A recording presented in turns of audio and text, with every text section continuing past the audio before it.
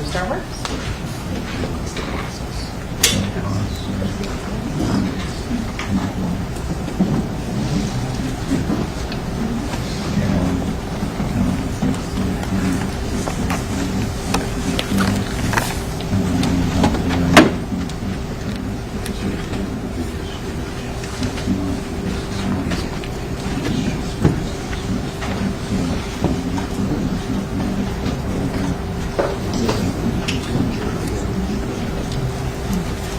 So, ladies and gentlemen, I understand one of your members needs a restroom break. We'll take a short recess. Do not discuss the case. Don't form any opinion about the case. Don't allow anyone to discuss the case in your presence or no research. Just leave your notepads on your chair. Thank you.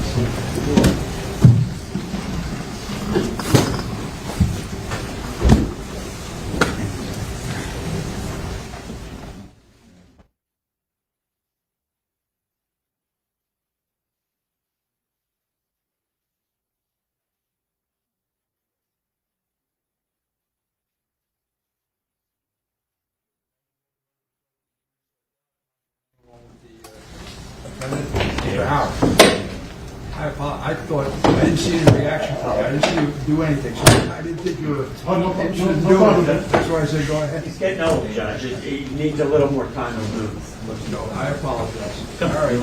Mr. Dennis, you need a restroom break? Yes, sir. Nope. All right. Thank you. We're in recess.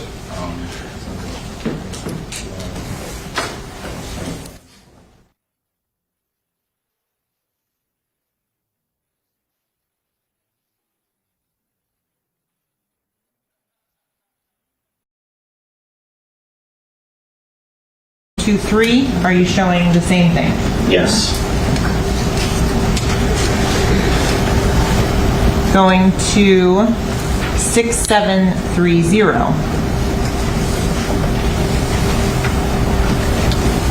What are you demonstrating with this trajectory rod and this photo?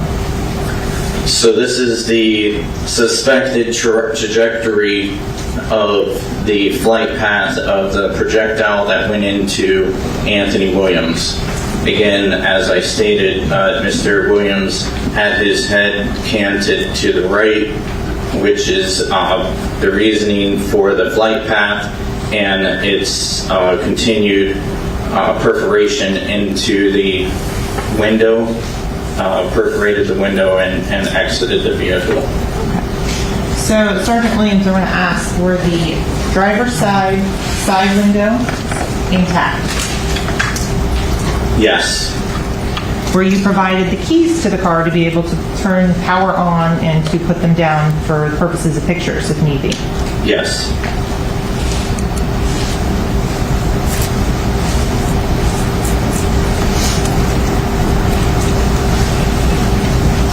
So on 6732,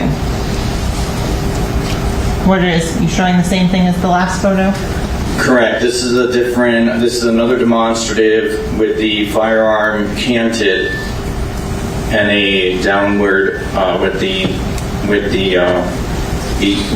ejection port facing down. And again, you would literally have to be leaning into the vehicle and onto the person who is seated in the rear passenger seat behind the driver in order to obtain that shot. And is this the opposite angle? That's one we already discussed. Okay. Yes, you're right, 6733. Moving on to 6736. What was the one just before that? 6735.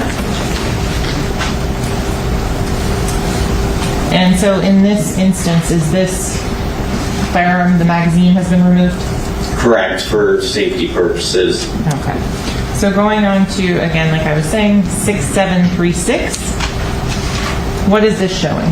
This is just another demonstrative of the firearm canted with the ejection port down and at an angle. Again, you would have to be pressed up against the back seat passenger that's behind the driver in order to obtain that shot.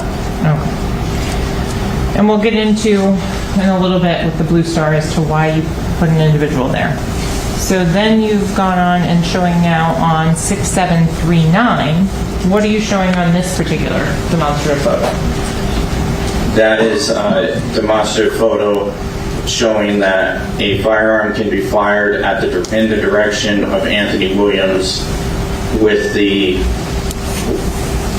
hand and with the elbow up, and the arm does not have to be fully extended in order to fire the firearm. Okay.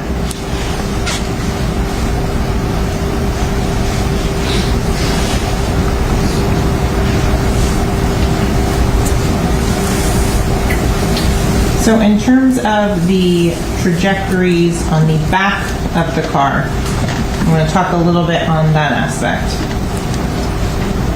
As to one that is labeled A, could you describe where that is on the vehicle?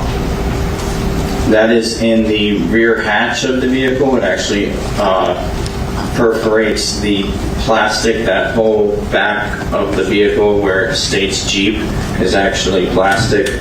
And it perforates the plastic, perforates the paneling that's on the inside of the vehicle, and it then enters into the bottom of the back seat. Is that the projectile that you recovered? Yes. Okay. Going on to the other ones, we've already looked at 6760 and 6761.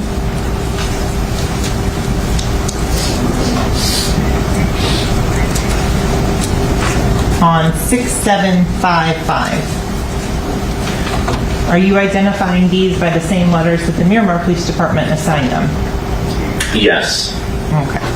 In terms of the trajectories of B, C, D, E, F, G, and H,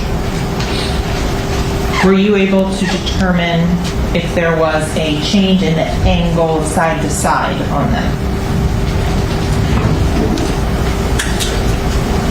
Meaning a shooter's changing direction. Lanes in a car, let's say. So the majority of these shots was from a standing, stationary position. And how can you tell the ladies and gentlemen of the jury that fact? Because it's what's known as in firearms as a grouping. So it's grouped pretty close together, which means that the person's stationary, firing a firearm, and actually creating a grouping of. So if the person's moving, you won't have such a grouping, it'll be scattered. If the vehicle was moving, would that affect it? Yes. In terms of the glass in the back, can you tell the ladies and gentlemen of the jury whether or not the rods that are indicated, and again the photo that we just looked at, 6753, B, C, D, E, F, G, and H at the top, I'm going to go to photo 6760, if the glass was in place when they went through? So I would surmise that the first 2 or 3 rounds took out the glass altogether, and the rest of the rounds were not affected by the glass, and that is evident by the firearms unit of our lab being able to positively identify the projectiles, because the glass will make artifacts onto a projectile as the projectile passes through it, and if there's artifacts on there, our lab would not be able to identify those items. Okay, so you said that you figured 2 or 3. Why would you give a range of 2 or 3 could have gone through the glass? It's a rather large window. Again, it has the plastic in between it, and it's going to take quite a bit to remove it completely. Okay. And Now, keep in mind, this is not the way that it was when this vehicle presented itself to the hospital. But they're all here, sure. investigator and Mr. Shea, not here.